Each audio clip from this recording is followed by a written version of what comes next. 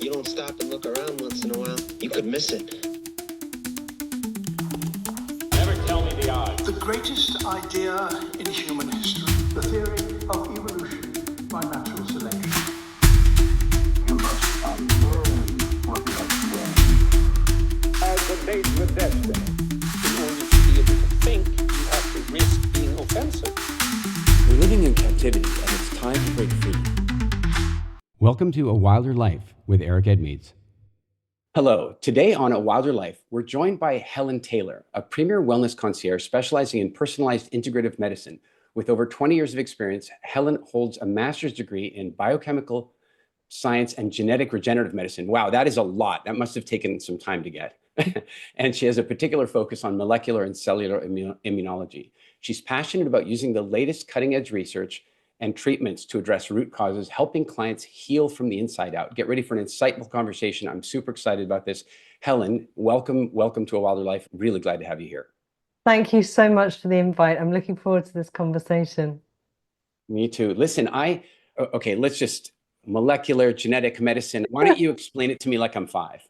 Okay, like I've opened you up and I've gone inside, and it's a bit like Spaghetti Junction. If anyone from the UK knows it, outside the UK, it's a bit like a roadmap, and I'm just intrigued. So I delved inside to see how all the different processes and pathways work and what stops them from working and what happens when that happens.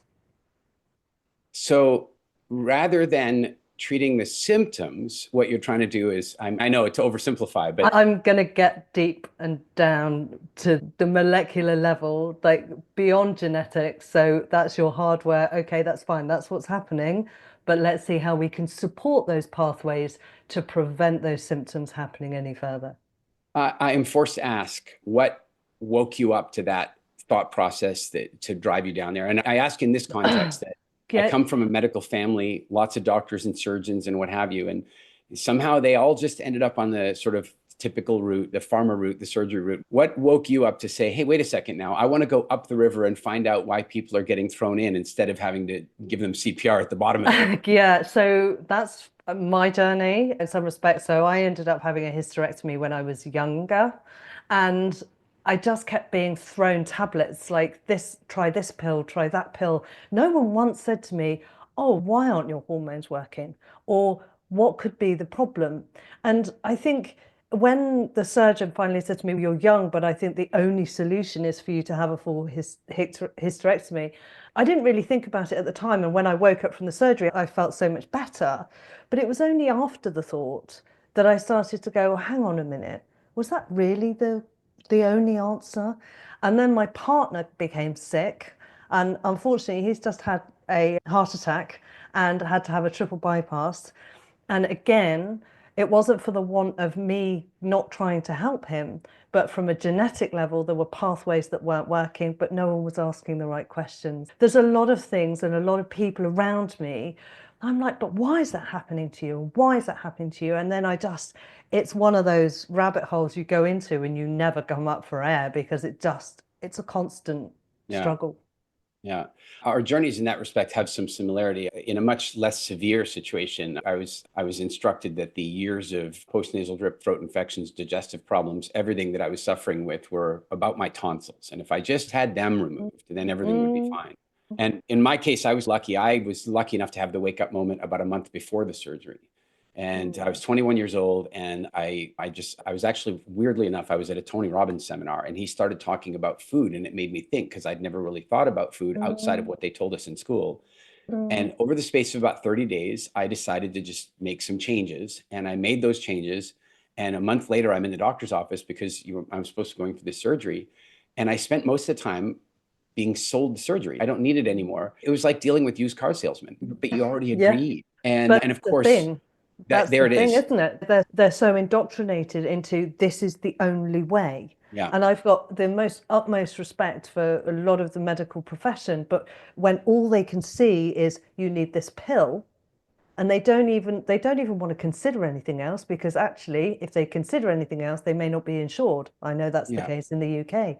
Yeah, and so yeah. It's quite sad in that respect. That's the only way they can think, because they're clearly incredibly intelligent people. Yeah, I do think that there's a mix of things going on. I think it's fair to say that the medical education around the world has largely been hijacked by medical equipment companies, pharmaceutical companies that 100%. want to treat at that level. But I think the other part of it is gets to the question of how do we fix it at a systemic level. One of the problems is that the population is so sick at this point that we have to be dealing with the symptoms. So who has even time to think about going in and dealing with preventative stuff? And so I'm glad that you do. I'm glad that so many of my friends do. It's an inspiration. Start one person at a time, right? Exactly. And I think that's the challenge, isn't it? Because you just want to tell the world that actually the mainstream isn't working. But you can't, because my other half always said to me, you can't fix everybody. I'm like, but I really want to, because it's actually quite straightforward. It's not rocket science, but some people are sicker than others. And sometimes it takes a little bit more digging to get to that problem. Let's talk a little bit about that digging. So I'll tell you where my journey led me, and what this podcast is ultimately about for me is that my journey led me to think about what we might now call evolutionary mismatch theory. And so a lot of my work has been about examining our history and looking at our modern life, and then trying to figure out how do we marry what you might call ancestral wisdom. I don't mean in the stereotypical sense, but I just mean what we know about our evolutionary biology and history. How do we combine that with modern technology and knowledge to create the best outcome? And of course, that's why you're here. So let's talk a little bit about, I know you do a lot of work in the area of helping people detox their lives. Tell me what that means, because, and sorry, before you do, let me just say this. The minute something starts to work, the charlatans jump in. And so I see some crazy, crazy ideas about detoxing that involve immediately jumping into a 40-day fast without any other consideration to your nutrition or health, or, hey, put all this stuff in to detox you out. And I'm always skeptical. So I want to know from you. Okay, so from my perspective, it depends what the toxicity is. So is it a mold? Is it an environmental toxin? Is it a heavy metal? And also, what else is in there that's causing this problem? If you're not detoxifying, okay, that's your liver, but then where's that originally stemmed from? So if you don't get your metabolism right in the first place, you can't fix anything else. And this is what frustrates me so much, because people go, oh, I've got parasites, I'm going to detox the parasites out. Oh, really? That's not a good idea, because if you've still got a toxic environment, they're just going to lay more babies, and you might get rid of some, but then you're going to have an even bigger problem. And it frustrates me, because there are, like you say, all these charlatans that go, oh, have this 30-day detox. If you've been toxic for 50 years of your life, it isn't going to take 30 days to detox you. It's going to take quite a bit longer. And beware, because the quicker you do it, the more dangerous it can become. Because exactly, if you flood the toxins out into your bloodstream faster than you're ready, that has its own set of consequences. Oh, goodness me, yes, because then all your organs just go, ooh, hang on a minute, bear with me, I'm not ready for this. We noticed that in a low degree way. We noticed that in the launch of our original WildFit program some 10 years ago. And one of the key aspects of it, and we're going to, because you said that, we're going to jump a little bit into metabolic function and reset. But one of the things that we were doing is guiding people to shift metabolic modes, to experience ketosis many times for the very first times in their life. And of course, what would happen is about 10% of them would get skin rashes, and they, like, the detoxing would actually be a little overwhelming for them at that point. So I'm totally with you. People want to rush the process, but they don't often think about the consequence. No, because if they think about how long they've been unwell, your body is very adaptive. It's very receptive to being healed, but don't abuse it at the same time, because the abuse you've given it, it's now starting to fail. So you need to be very gentle with it, and you need to have some value in that repair process. There's something else you said that I think about in another way very often, and that is, hey, if you've spent, say, a few decades creating the toxicity in the first place, how can you expect that this particular book that guides you through the 30, it's not really, but I would add to that, though, that our bodies are always trying to heal, and they are always trying to clean and what have you. And so here's one thing that does strike me as interesting, is that it does take, say, okay, in the 70s, it took 30 years to create, say, type 2 diabetes. And now you can create it in a decade, as we're seeing in teenagers. But what's fascinating is that it can be turned around in that case in sometimes 2 months or so. Like, you can correct somebody's A1C and get them right on track and get their, Sure.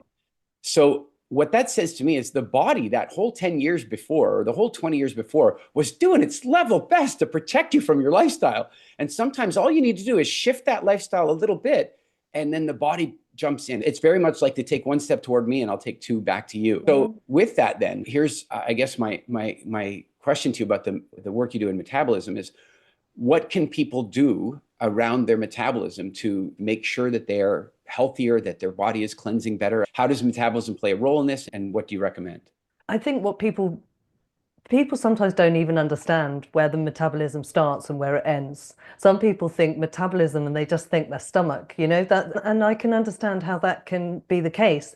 But when I talk about metabolism, I talk from the minute you put whatever through into your mouth. So it's from your mouth, down your throat, and through down to your stomach, into your intestines, your colon, and out the other side. So that's the whole pathway that you've got to fix first and foremost. So have you got any problems with your mouth? Have you got any gums that bleed? Have you got any issues with your teeth? Have you had strep throat? Have you got any issues with your tonsils? Because that would instinctively tell me that there are other things that are going on. So there's your first moment to check. Have you got any parasites in your mucosal lining that have ended up going up into your brain? There's those really, for me, the forensic element of what I do, before they've even swallowed anything, I check there first. And then that's why working with me for metabolism probably takes 6 months, especially because some of my cancer patients, that's where I'm focused ultimately. That's how I look at it. I know other people do it in shorter periods of time, but when I'm dealing with very specific issues, I want to get it all absolutely spot on. Yeah, and understand the consequences of the changes that you might recommend.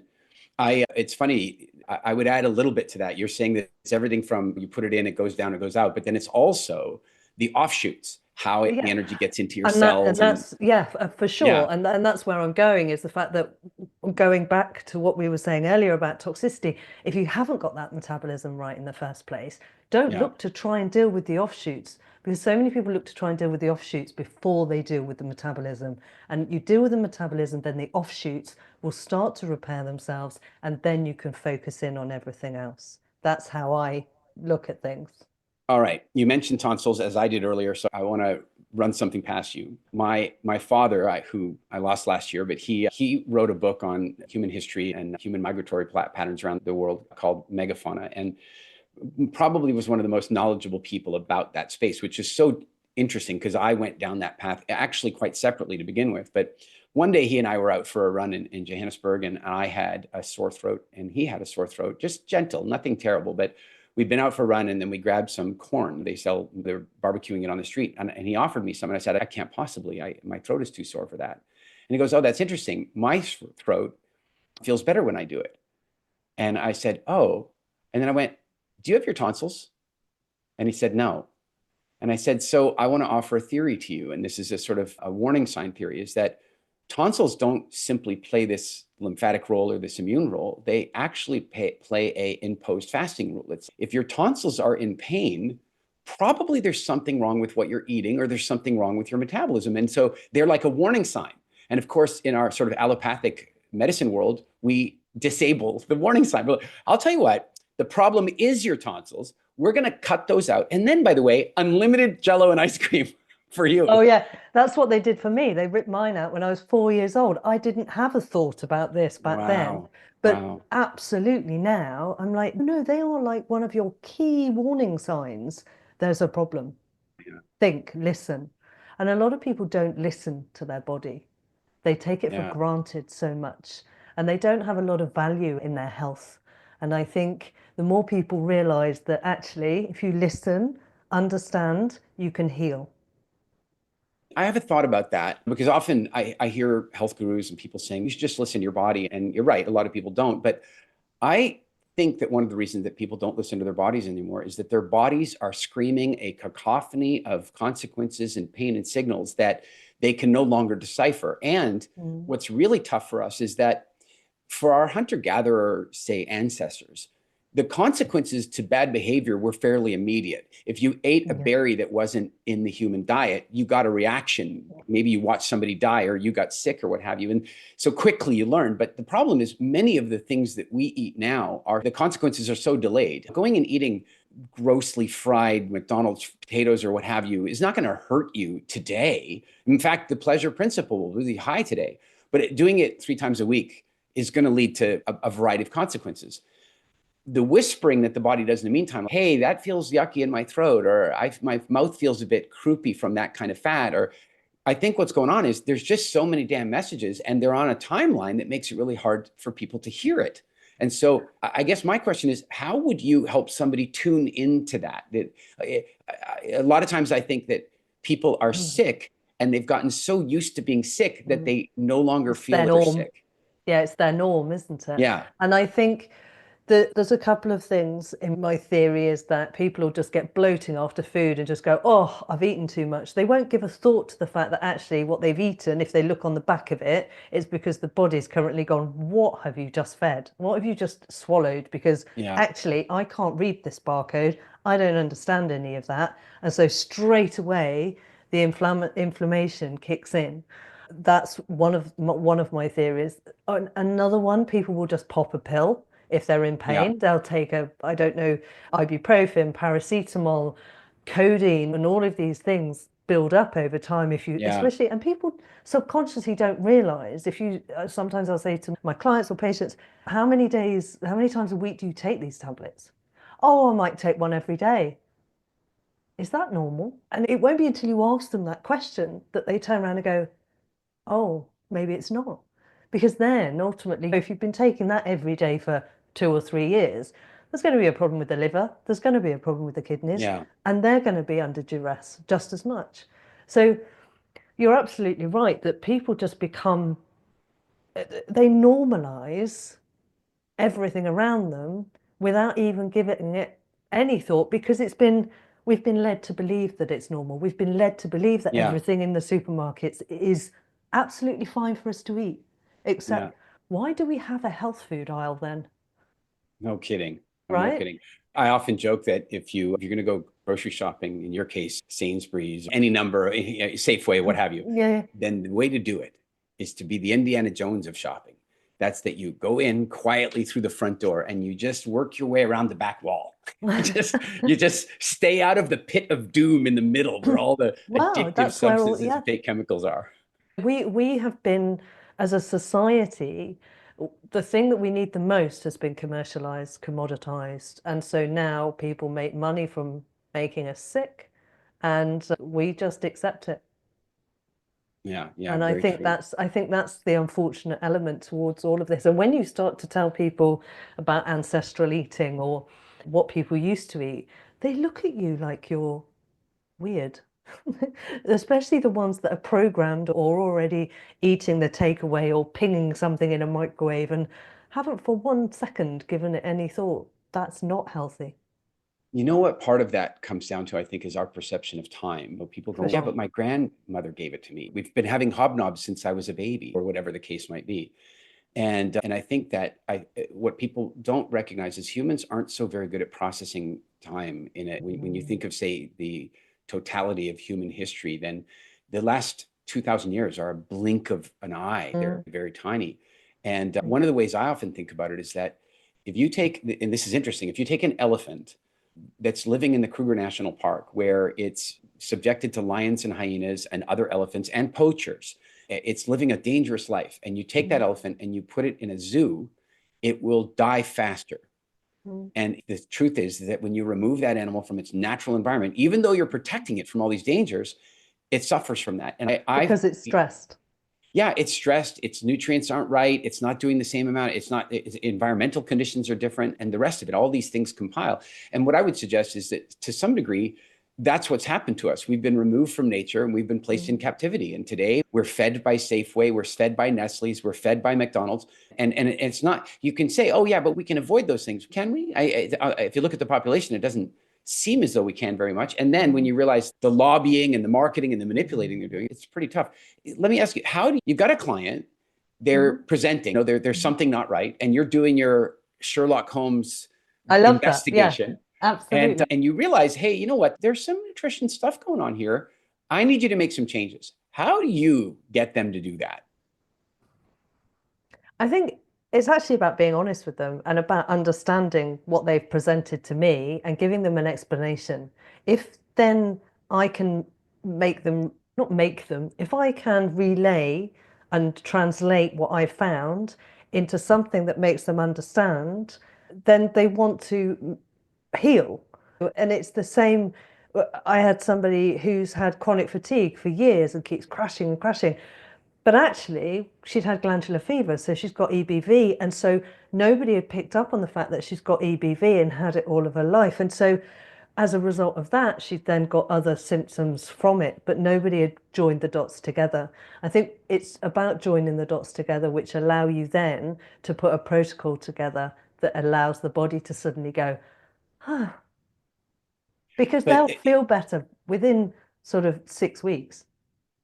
yeah, They'll yeah. start to But then feel so doesn't much that better. sometimes pose another problem? And I've somebody comes along, they're in pain, inflammation, they're carrying too much weight, they're type 2 or pre, and they're presenting some challenges, and those challenges are motivating them to change. You can now have a logical conversation with them about what the changes they need to make. They've got enough pain that they're willing to make those changes. 6, 8 weeks later, they've made the changes and the pain has receded into the distance. And then they've lost their motivation because the pain is gone. And all of a sudden their internal voice is going, that wasn't that bad. Do you run into that with clients sometimes? Yes. Yeah. Yes, I'm not ultimately you can only do as much as you can, but I Yeah, try yeah. and work quite heavily on understanding value for themselves because there's no point me working with someone if our values aren't aligned in the first place. So they have to have this commitment to be able to work with me because if they don't, then I don't want to waste our time either, Yeah, yeah, yeah, ultimately. yeah, yeah. So I do a Especially as lot. you're doing concierge level service, it's not like you Yeah. have time to waste. No. So it's very much one-on-one. So I do a lot of work around value sets. I do a lot of work, you'll know all about this, about people them understanding that their health is their main thing. It shouldn't Yeah, be their work. It shouldn't be anything their body with them here now is what they should be focused on. yeah, They can't, so many people have so many mental health issues, and it isn't until you connect the dots and you turn around and you say to them, but why have you got them? Is it from the food that you're eating? And then you start to educate people. And I think one of my key services here is education.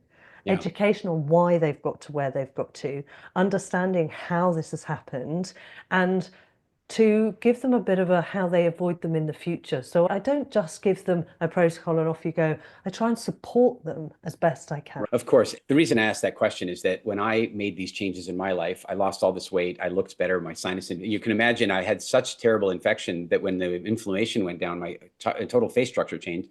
My Yeah. mom didn't even recognize me when she saw me. It was like, it was dramatic. Mm. But then all my friends started asking me, how did you do that? And so I started telling them, and some of them would stick with it for a week or two and get good results, but then they would go through the cycle that I just described. And so that's been a big part of my work, is how to bridge that gap for people, how to get them through that. And you've led right into the next question about that, which is so interesting, is the link between mental health and nutrition. And I want to bring it up from this perspective, is that like many of the other things that you and I've talked about, the current medical system goes to the symptom and says, let's go deal with that.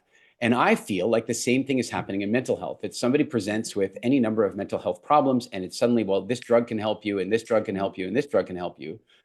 But there's no discussion about how their metabolism might be affecting their hormones and therefore affecting their mental health. So I'd love for you to unpack that. I think it's a bit like a stool, isn't it? You've got your stress hormones, you've got your sex hormones, and then overall stress as a whole, really, and your metabolism, sorry. So you take one leg of those away, you're going to get instability. And the way I always relate to my patients is I'm like, when you eat something and the body doesn't recognize what it is, it sends an email to the brain. The brain will email back going, haven't got a clue. But then the gut will continue to email going, I've got this as well, and I've got this as well, I've got this as well. And the brain's going, I don't know, and I don't know, and I don't know. But meanwhile, you're dealing with life. You're dealing with what you can actually see through your eyes, dealing with everyday things, washing, cleaning, ironing, working. But the internal messaging system that's going on is getting full I've unread emails because by which point the brain switched off because it doesn't know anything else to say. And the gut's, I don't know what to do. Instantly creating more inflammation, instantly creating additional stress in the brain and additional inflammation. So for me, remove sugar, remove all this ultra processed food, remove some of these ridiculous sweets that are on the market and energy drinks. Don't even get me started on those. And I think you'll see that some of this mental health cue will go back down. But some people are in quite dark places, Yeah. and it's more than that they need to work on. But they just want to give a pill that's going to dull the receptors of certain things, serotonin, dopamine, and it's just not good. When there's such a natural, as you've referred to, ancestral way of improving those things, it's so simple. Do you know, when we first created our WildFit program, we started this organic poll where people could like report the benefits they had. And of course, weight loss was it was just like, that was just no brainer, number one that everybody got. Yeah. It worked really well for that. But number three, and I was surprised, but number three was a collection of increased well-being, a sense of well-being, no longer depressed, off my antidepressant meds. It was the third most common reported benefit of righting your relationship with food. And so that says to me, the minute a psychiatrist starts prescribing pills without first doing a nutritional analysis, there's a problem. We're really not at all addressing the cause. So I'm really intrigued by that. If, like, I'm thinking about, you mentioned hormones, of course, have a role in this. And this is the big topic of the day. Women approach the change and men do too. And that doesn't get talked about very often, but they do too. No, Andrew. I think only because it's a little more gentle, but no less emotionally devastating. Correct. And I guess my double question here is, what can we do to improve generally our hormone health, and what role can our metabolism play in doing that? I think from my perspective, from a female perspective, a lot of women, once they hit menopause, they start to put on weight. So the first thing they do is reduce their fats. And that frustrates me because I'm like, no, you need fat. You need fat to help regulate your hormones. You need the proteins to regulate your hormones. If you're going to restrict that, you're just going to cause a bigger problem. And it's getting that message out about how your hormones work and what they rely on the most to enable them to do the best thing. I've got some people who've come back out of perimenopause and back to normal menstrual cycles, and it's easily done. Yeah. We have that frequently. In fact, there's a group of our clients that call themselves the Eric Haters Club, and it's a joke. It's a joke because after several months of no menstrual cycles, their periods came back and they're like, what the hell? Nobody wants. Yeah. We actually issue a Yeah, they warning. didn't want that. Yeah, we now issue a warning about that and an explanation. If you don't warn them, it's really shocking. If you warn them, then they see it as this sort of biological clock ticking backwards a little bit, and then it's good news. But then equally, some people go, and this isn't talked about enough, estrogen dominance or progesterone deficiency. And the estrogen dominance, I think, what needs to be talked about for men more so, because they can become estrogen dominant and they don't recognize the signs. And when women are estrogen dominant, which is more than likely the case when they're going perimenopause, menopause, and the progesterone deficiencies, those can all be balanced out quite easily without necessarily needing the drugs that they're being given. All right, I want to run something past you. I used to live in Marin County. I owned a movie studio in Marin County doing special effects work and what have you. And so I lived there for a while. And one of the things I found out about Marin County is that it was one of the first places in America to experience the breast cancer boom. And it was one of the counties that was dealing with it the worst. And I found that interesting, given it's one of the wealthiest counties in the world. You might think that those things are, the wealthier you are, the safer you'd be, but obviously we know that's not the case. I'd read many of the local stories that had been written about it, and the conjecture, common theory was that there was something in the water in Marin and what have you. But I totally unrelated, I stumbled upon this story about the birth control pill and how it was the guy who developed it, oddly, was a Roman Catholic. And he was doing his level best to get it adopted by the Pope. And they come this close. And they made the argument that it's not a birth control pill, it's a menstrual cycle regulation pill. And women have the right to a regular 28-day cycle. And therefore, the Pope should bless it. The Pope came apparently within a hair of doing that and then didn't do it. But eventually the pill came into production. And guess what? Marin County was one of the first counties to take because it was expensive. And so I saw these two different things. And in the meantime, I've spent the last 15 years visiting with hunter-gatherer tribes in East Africa and studying evolutionary biology. And suddenly I saw something, and I'm really curious about your take on this. If you grew up in a traditional human ancestral life, then what would have happened in your life is that you would likely have had your first menstrual cycle somewhere between 13 and 15-ish years old. And you would have gotten pregnant within 2 or 3 of those cycles, because that's the culture. They didn't have birth control and what have you. Then that would have stopped your menstrual cycle minimally for 9 months, and then arguably for the next 18 months to 2 years while you breastfed, because if you're not, if your hormones aren't being interfered with, breastfeeding tends to stop ovulation as a protection from whatever.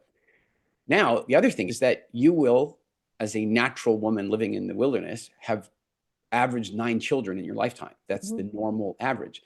So what that means is that, roughly speaking, you know, and given that not all those children would make it through the 3 years, but roughly speaking, there'd be about 25 years of menstrual cessation, of no ovulation.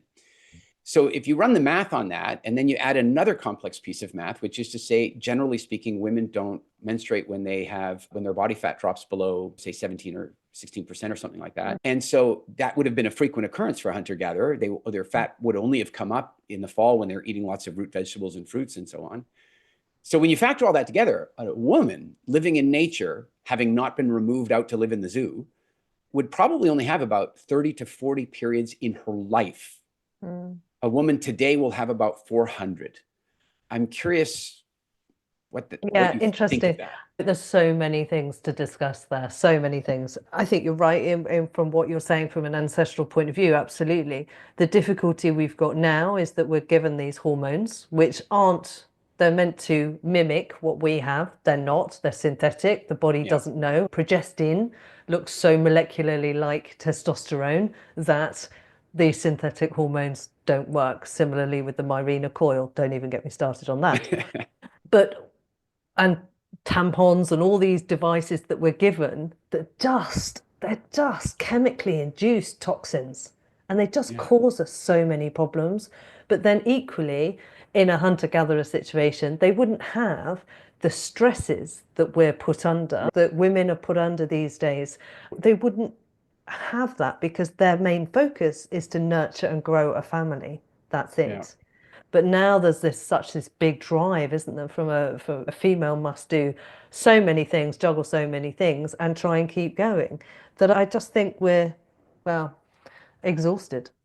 Yeah, I think you're right. I have a distinction on the stress thing, is that I think you're absolutely right, that on the average daily basis, a hunter-gatherer woman would experience generally an average lower stress experience, but they would also experience genuine stress with full adrenal function on an occasional basis that the average woman today never faces. And what I mean by that is there are lions out there and there are other tribes. And I think that's an interesting distinction. That type of stress actually serves a function. Suddenly flooding yourself with cortisol and adrenaline to deal with that problem is not a bad thing, but that's what it's designed to do. Yeah, it becomes a bad thing when it's every day. That's it. And we're not necessarily, I think if you live in certain parts of the UK, maybe all over the world, you might get pulled a knife on you, or there's all sorts of things, isn't there? But even just day-to-day life, people can get stressed from just waking up. And whatever they face in their day, I tend to use the phrase, your adrenals are smoked, your thyroid can be smoked. They're just all hanging from a string and just done. They're just tired. And then people wonder why they're tired. They wonder why they struggle to get out of bed, or they struggle to function. Yeah. And I think sometimes if you meet people who have, been through, let's say, a true life and death situation, I don't mean that dude cut me off, that white van man cut me off in traffic. I mean that something really, truly death-defying happened, and they fully flooded their cortisol and fully flooded their adrenaline, and they hit proper fight or flight. Then in the balance of their life, other things aren't as big to them. So weirdly, I think that we're victims of not enough stress that's causing us to find stress in tiny things and flooding ourselves properly. I was once in a casino when 4 men walked in with assault rifles and started shooting. I was adrenalized. I can guarantee you. I was going to say, last year, my wife and I and one of my daughters, we were flying over, and about an hour off the coast of Ireland, the captain came on and shouted into the PA so loudly we couldn't hear him, put the plane into a dive, and oxygen mask dropped from the ceiling. We were dead. We were absolutely certain we were dying. But the funny thing is that when that kind of stuff happens, then later somebody cuts you off in traffic and you're like, whatever. And so I often think one of the things that we really all could do is we could actually challenge ourselves a little more, step out of comfort a little bit more, so that these little things don't have the same impact on us. Absolutely agree with you. And I think as we grow up, it's what we've lived around as well, the environment that we've grown up in. And our subconscious sees things, it teaches us, doesn't it, how to react to certain things. And I think as we get older, we get wiser. I do genuinely believe that's so true. And we don't sweat the small stuff as much. But there's so many people who also worry about other things that they've got no control over. But trying to explain that makes such an impact, stress can make such an impact on somebody's life for the wrong reasons, in the sense that it shouldn't matter what your next door neighbour's doing.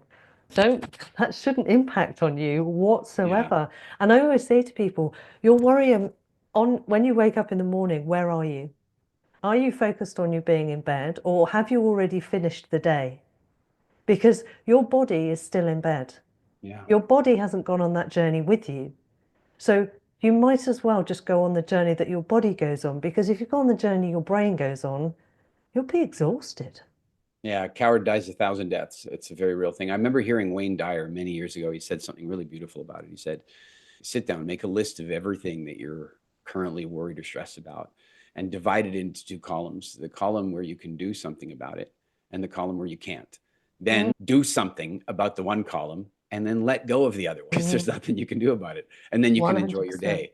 And that has frequently brought me emotionally back on track when life's been challenging. Absolutely. You can't worry about the future. You've only got now. Yeah.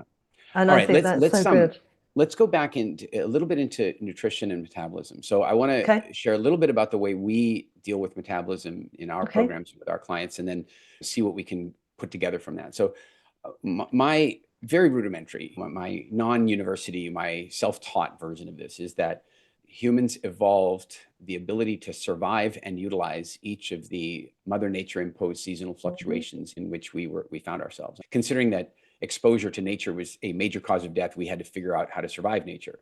Yep. And in WildFit, the way we do that is that we say that you basically have 4 seasons, but 2 of them are more or less the same season. So you've got this, say, fall season, which is the season of carbohydrate foods, honey and root vegetables and what have you. And that season is designed around accumulation and preparation to help you survive the winter season.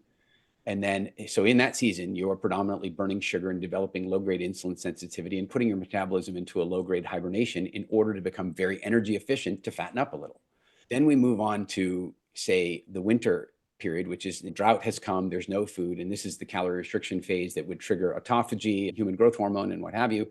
And then the rains arrive, and we move into spring, which is where the hunting becomes prolific for those people who are not vegans and vegetarians and what have you. But the hunting becomes prolific, and they become very protein focused. There are no carbohydrates, and so they go into ketosis. And then going back to fall, I would say summer is simply an audition for fall. Summer, little berries start showing up, some honey starts showing up, and so on. Now, the reason I say this is it strikes me that it would be optimal for our bodies to experience those seasons on some level of regularity. And I feel like one of the major problems we're experiencing today is that, as far as I can tell, most of the people living in the US or the UK, and frankly, the developed world, they're trapped in fall, and sadly, a terrible quality version of fall.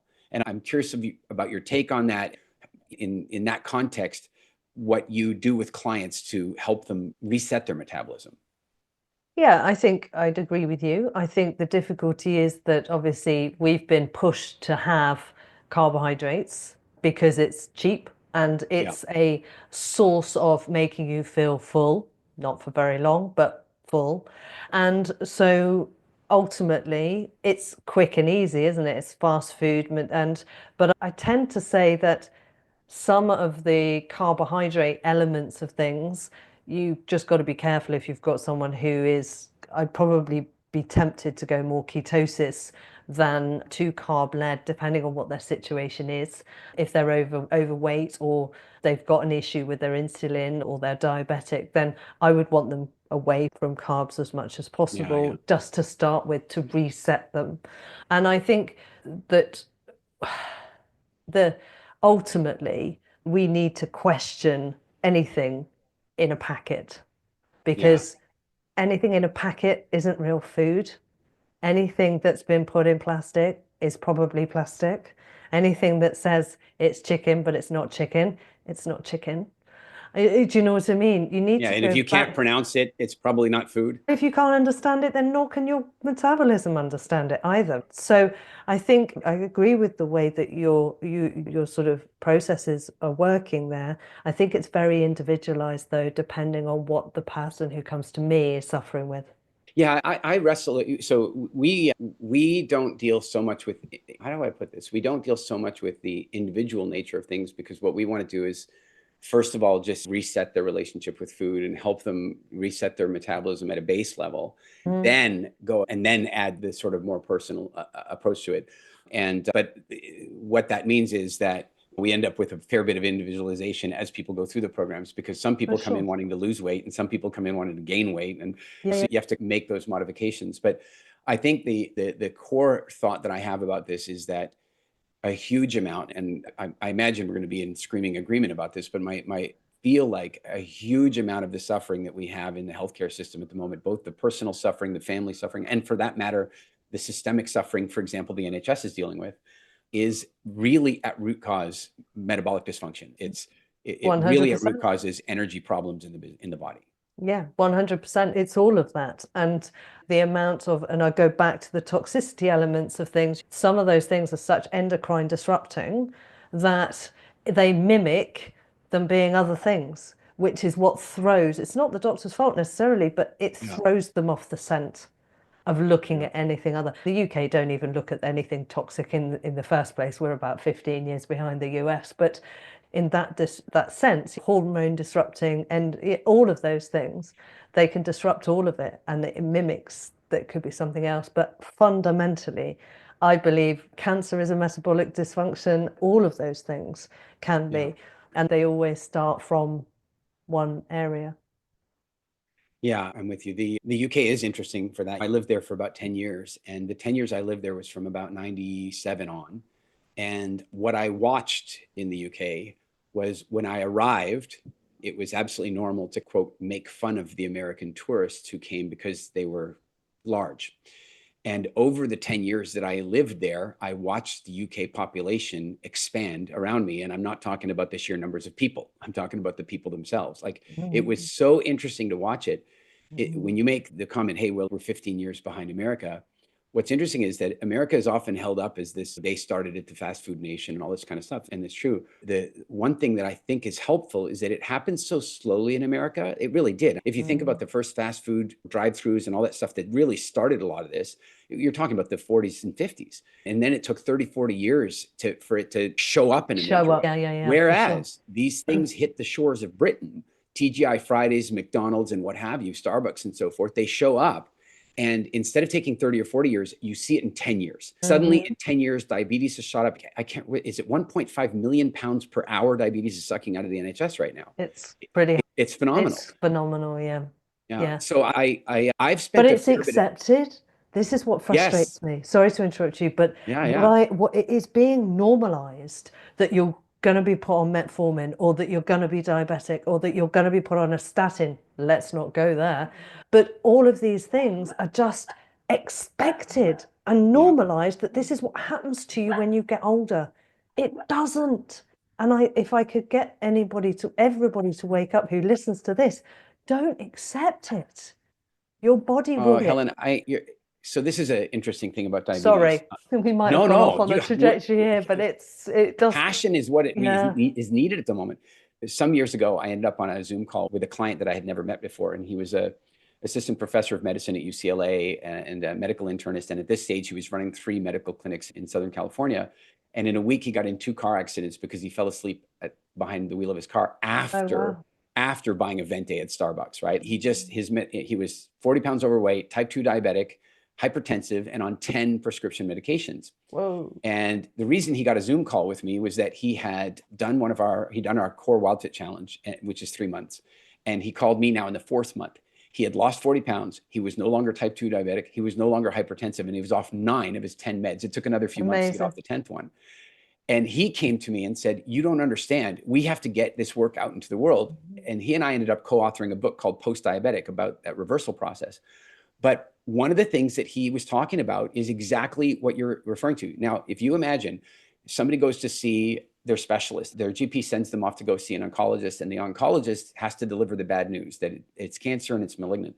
They drop that news like a ton of bricks. I have terrible news for you, right? But in the next office over, the guy's talking to his specialist about his A1C, and the doctor goes, "Oh, it looks like you're approaching prediabetes, so we can get you some metformin."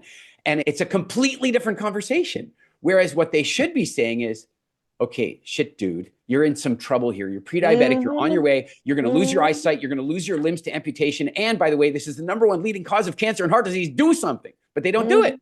Yeah, no. And the frustration is that actually, when you look at some of my colleagues around the world and how they're reversing metastasized cancers, it's transformative. Yeah. But big pharma don't want that, do they? Yeah, it's very true. So it's frustrating, and I'm very passionate about it. I don't get angry about it. I just get passionate about it and that's why the work that you do, the work that I do, it needs to get out there more to more people, because people need to wake up. Yeah, they really do. They really do. Let's switch gears a little bit on nutrition. We both mentioned ancestral foods to some degree earlier in various contexts. And I guess my question for you is, in your estimation, what took us off course so badly, and what can people do to bring it back? Genetically modified foods, us requiring or demanding that food is available to us every month of the year. And every minute of the day. Every minute of the day. Agriculture, over-processing, demand. I think and this whole breakfast, lunch and dinner thing, don't know where that came from, but yeah, I do. But there's this constant need that we've got to eat. And there seems to be a disconnect between what we eat and this vessel that we have been born into, and how precious it is. And that we seem to quite happily abuse ourselves, but we wouldn't use that terminology. Yeah. A few years ago, I was on one of my visits with the Hadzabe people, and I've gotten to know them very well. In fact, last year they made me an honorary member of the tribe. It was like, oh, wow. Of all the awards I've ever had, it's the most honored I've ever had. But we were having this conversation about food and the role of hunting and moving and seasons and all this kind of stuff. And at one point, I asked about mental health, asked about depression. I first of all asked if they had suicide, and he didn't understand that at all. They didn't know what suicide was. And I explained to them what suicide was, which I now wonder if that was a good idea. But anyway, when I told them what suicide was, they actually busted out laughing. The chief and another guy sleeping on an animal skin in the back, he started laughing. Like it was like they thought I was joking, that somebody would end their own life. And I said, no, it happens. And we went from there to talk about depression. And I asked if they had depression. And again, he said, we don't have a word for that. The translator couldn't translate. I said, can people be sad for a very long time? And the chief goes, oh, yeah, that can happen. People could be sad for 2 or sometimes even 3 days. Oh, really? That's long-term sadness in your world. And I go, what do they do then? They've lost a loved one. Something horrible has happened. What do they do that it only lasts 2 or 3 days? And he goes, after 2 or 3 days, you get hungry and you have to get up and move. And of course, then the next thing you run into is that their environment only offers them food that they evolved to process and eat. And so the hunger drives them to move. So now they're getting lymphatic flow and endorphins and movement, which we know is good for mental health. And then they're going out and eat something nutritionally appropriate. We're in the reverse world war now, where we feel down and we go grab some emotional crutch food, which makes us feel worse, and the cycle begins. You only have to go on, the Diabetic or even the Heart Association's websites and see the list of food they recommend. It's laughable. If I was a cynic, if I was a cynic and a conspiracy theorist with a tinfoil hat, I would be asking myself, where did most of those organizations get the majority of their funding? And then I would find out that they get a huge amount of their funding from the pharmaceutical companies that treat the same condition. And then I would look at their food guides and I would say, I wonder how much profitability telling people to eat this food generates for people that are dreaming of drugs. I'm not saying that any of that's going on, but no, nor am I. And I agree with you. If we were cynics. Yeah, I just made sure this episode won't make it on YouTube. Is that what happened? But sadly, if people looked around them, it is all corporations. Our lives are no longer a priority. Our lives are seen as something that people can, what's the word? Can't think of the word, it's just gone out of my brain, but that's what happens. They're For me, manipulating our biology for their profitability. absolutely, 100%. Our All right. health to them. Yeah. So let's turn to fasting for a moment. Okay. I don't know how much work you do in that area or what your thoughts are, but if you're dealing with metabolic stuff, you must think about that. And I tell me, think where are you on the fasting conversation? I think it's good for some people. I think younger women, I'm not so sure about, who childbearing, I'm not quite so convinced that it's good for hormone regulation in that sense. If they want to conceive, you may have a different view on that. There's pros and cons to it. I think I agree from an autophagy point of view. I'm not convinced on this 30-day fasting, 45-day fasting. I'm not Wow. convinced on that, Yeah. but I'm open to being shown something different. I never see anything, I never close the door on anything until I can either try it on myself and prove it one way or the other. I think everybody's bodies are so different and they so respond epigenetically in different ways that it's one of those things that people should always try it. But in theory, you should be fasting all the time, every day, because you shouldn't be feeding yourself for long periods of time. Yeah, we talk about that. We call those ancestral food rhythms. Rather than intermittent fasting, we look at the entire rhythm relationship with food. So, for example, if you're with the Hadza, I guarantee you don't get up and have breakfast because there is no food. You get up and go get breakfast, and that takes a few hours. And then the sun goes down and you eat what you've got, but you don't go looking for more food in the dark when the cats are hunting. So ancestral food rhythms kind of force that eating pattern on us. And I would assume that our digestive system optimized for that particular pattern. Equally, then that's the daily version. I would say that there's the next one is the seasonal version, is that if you don't run through those cycles, if you don't do carb priority at one stage and fat priority at another stage and protein, you're missing important bodily functions. So I'm a big fan of fasting, but I just want the 40-day fasting. And I'll say that I'm on day 4. I'm intrigued. I'm intrigued too. I've never done it. Oh, okay. I'm on day 4 of water only at the moment. And you can see I'm not flagging for energy. I'm doing okay over here. And I do that quite regularly. I did it almost every month last year. I do 3 days usually. And I'm feeling a little inspired to maybe do the 4th or 5th day. We'll see. But I think you said I may have a differing opinion. I'm going to offer you my opinion. It's not so differing. It's that I think that it is entirely possible that a 40-day fast could be helpful to somebody. We know from the people who have gone on hunger strikes under medical supervision, we can see what happens to the body. And there are functional things that are going on, but at a cost. But here's what I would offer, and I'm curious your response to this. I would offer that the problem is that once people figured out that fasting is good, that autophagy is good, that cleansing through fasting can be helpful, once they figured that out, they started using it like a panacea. It's, just do that. But the vast majority of people are overfed and overtoxic and undernourished. So they're overfed calories, overfed toxins and garbage, and they're undernourished. Take that person and put them on a fast, and I think you're setting them up for a major problem. Does that make sense? 100%. And I think you've summarized what I was trying to say quite nicely.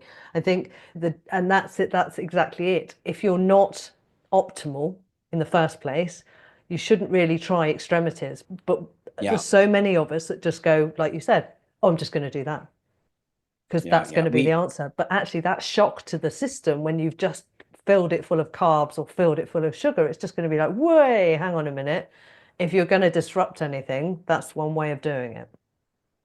One of the things that we focus on a lot in our work is people have been so damaged. I really do believe that the vast majority of the population has a form of brain damage that was created by the diet industry and amplified by the food industry. And one of the challenges we have there is that they constantly have this diet mentality. It's, I can eat whatever I want as long as I don't eat too much. And then they're eating foods that are triggering them to have more appetite and so on.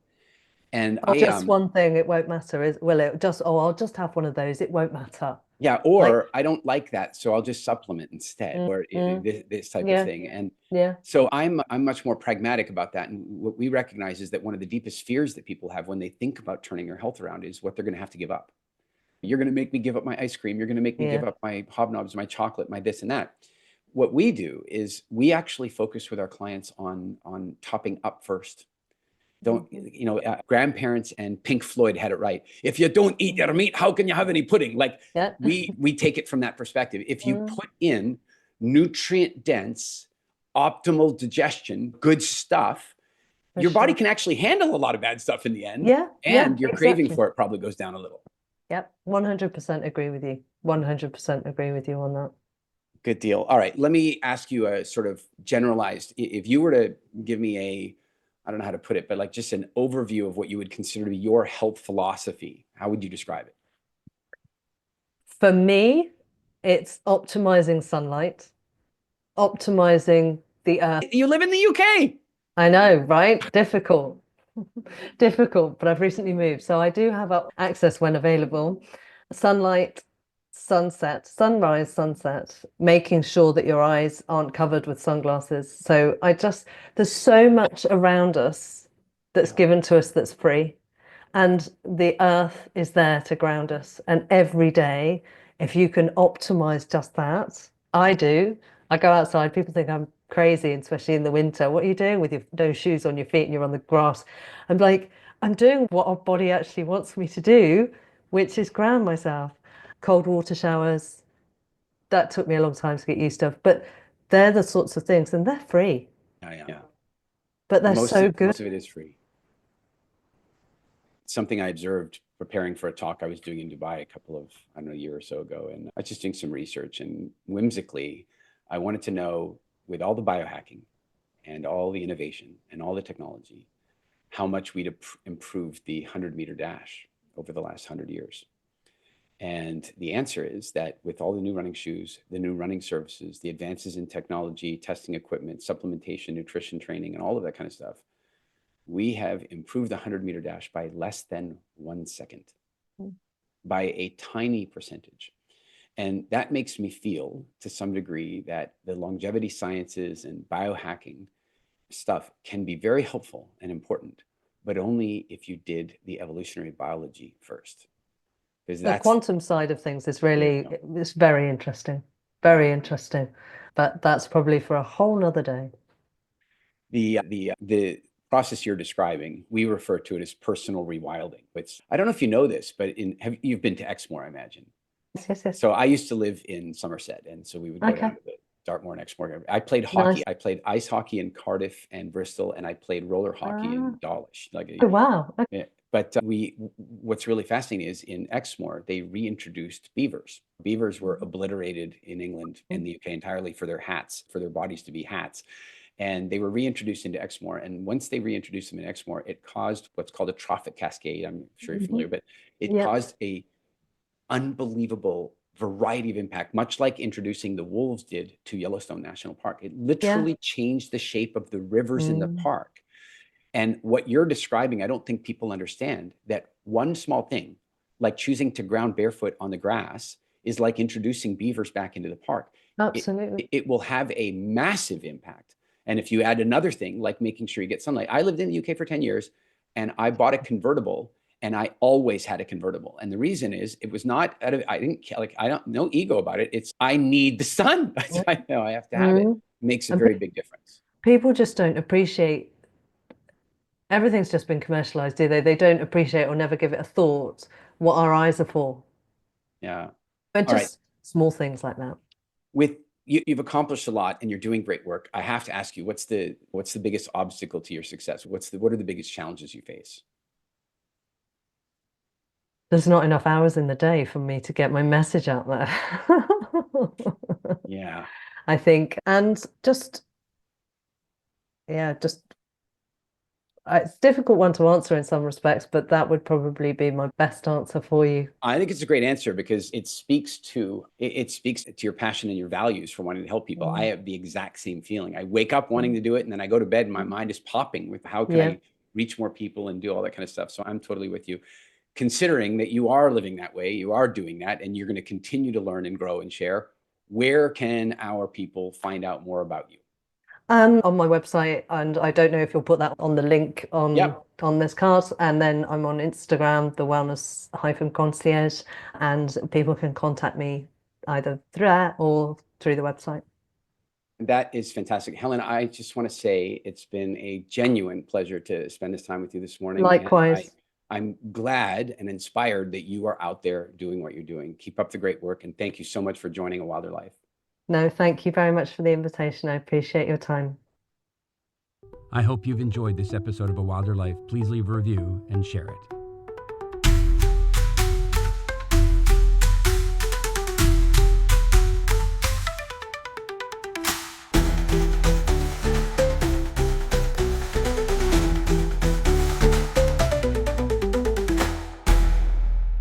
A Wilder Life with Eric Edmeades.